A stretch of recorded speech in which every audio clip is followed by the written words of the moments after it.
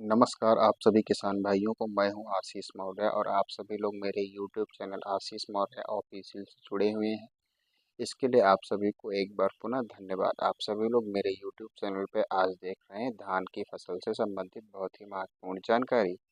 किसान भाइयों, आपने धान की रोपाई की है, इसके बाद में कितने कितने समय पे कौन कौन सी उर्वरकों को धान में अपने प्रयोग करना चाहिए और कौन कौन सी माइक्रो न्यूट्रेंट का प्रयोग समय पे करें ताकि आपकी फसल में अधिक से कल्ले होंगे। जब आपकी फसल में अधिक कल्ले आएंगे तो स्वाभाविक सी बात है आपकी फसल में अधिक उपज होगी। तो देर किस बात की, आप सभी लोग लगातार मेरे यूट्यूब चैनल पे जुड़े रहें। वीडियो को आप सभी लोग लास्ट तक देखते रहें। मैं आज वीडियो में आप सभी को बहुत ही महत्वपूर्ण जानकारी देने वाला हूँ। और अभी तक आपने मेरे यूट्यूब चैनल को सब्सक्राइब नहीं किया है तो कृपया आप सभी लोग मेरे आशीष मौर्य ऑफिशियल यूट्यूब चैनल को सब्सक्राइब कर लें, ताकि मैं आप सभी को कृषि से संबंधित बहुत ही अच्छी महत्वपूर्ण जानकारी दे सकूं। किसान भाइयों, आप सभी लोग देख पा रहे होंगे धान का खेत आपको लगा हुआ दिख रहा है। धान की रोपाई हो चुकी है। इसमें आप सभी को धान की रोपाई के लगभग एक हफ्ते के बाद में अपने खेत में यूरिया डालनी चाहिए। यूरिया की मात्रा लगभग 35 से 40 केजी प्रति एकड़ होनी चाहिए। और किसान भाइयों, यूरिया के साथ में आप सभी लोग अक्सर जिंक का प्रयोग करते हैं, तो इन जिंकों में आप सभी को कौन सी जिंक स्प्रे करनी चाहिए और उसी के साथ में और किन किन चीज़ों को स्प्रे करना चाहिए ताकि आपकी धान की जो फसल के पौधे आपने जो सिंगल रोपाई की है उसमें कल्ले कैसे आएंगे। तो किसान भाइयों, आप सभी लोग यूरिया के साथ में माइक्रो न्यूट्रेंट जिंक डालें, जिसमें सभी प्रकार के सूक्ष्म पोषक तत्व होते हैं, जैसे कॉपर है, बोरान है, आयरन है, मैग्नीशियम है, मैग्नीज है। ये सब तत्व जिस जिंक में हो, मिश्रण हो सभी में, वही जिंक आप सभी लोग अपने खेत में यूरिया के साथ में मिक्स करके बोएं। और इसके साथ में आप सभी लोग ह्यूमिक, जी हाँ, 1 एकड़ में 1 से 1.5 केजी ह्यूमिक यूरिया में मिला करके आप सभी लोग अगर एक हफ्ते के धान की रोपाई के बाद में अगर आप खेत में अपने बुआई करेंगे तो निश्चित तौर पे आपकी फसल में जो 20 दिन की हो जाएगी तो उसमें कम से कम 30 से 35 कल्ले स्वाभाविक सी बात है आ जाएंगे। आप सभी लोगों को दिखा रहा हूँ कि देखिए फसल ये कितनी अच्छी है। जब 30-35 कल्ले आपकी खेत में लगी हुई धान की फसल में हो जाएंगे तो आपकी धान की जो फसल है उसमें उत्पादन बहुत अच्छा होगा। किसान भाइयों, आप सभी लोग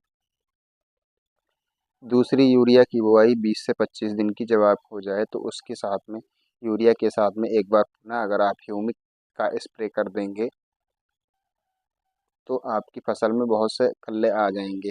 जी हाँ, यूरिया आपको सिर्फ स्प्रे करनी है 50 ग्राम 16 से 20 लीटर स्प्रे पंप में घोल करके।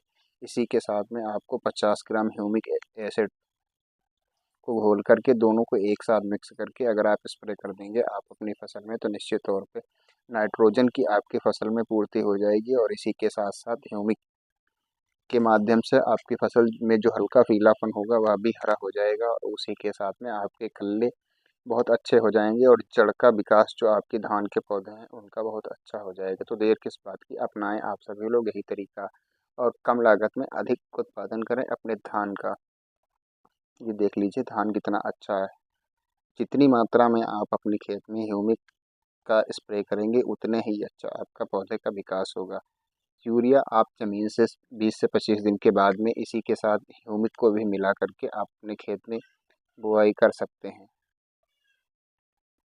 ह्यूमिक अच्छी कंपनी के आप सभी को लेना है, यूरिया के साथ में मिक्स करके अगर आप अपने खेत में बुआई करेंगे तो जैसे इससे पूर्व में जो भी हमने फसल काटी है अपने खेत से, उसमें जो भी हमारे copper, manganese, iron, boron, calcium, ये सारे तत्व जो हमारे एक्स्ट्रा हो जाते हैं ज़मीन में, उनकी एक परत बन जाती है। जब हम ह्यूमिक एसिड का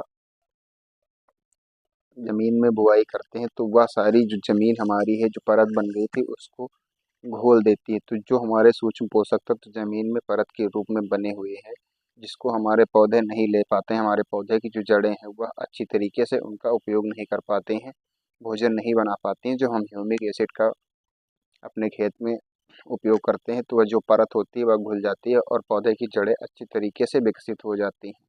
तो आप सभी लोग ये जो मैंने ट्रिक बताई है इसको अपनाइए, निश्चित तौर पे आप सभी को बहुत ही अच्छा लाभ होगा।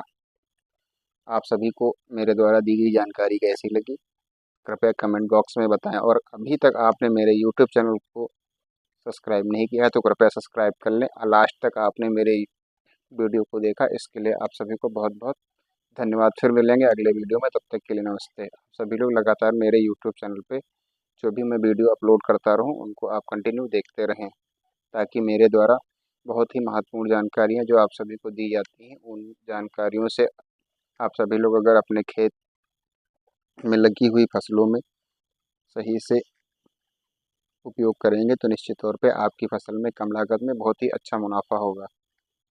और ये जो मैंने ह्यूमिक वगैरह का बताया है उपयोग, ये जो धान हमारा आता है, जब धान पकने की अवस्था में होता है तो उस समय जो उसमें दाने आते हैं वह भी बहुत वजन और शाइनिंग युक्त होते हैं, और इसमें किसी प्रकार का जैसे बिना चावल का धान नहीं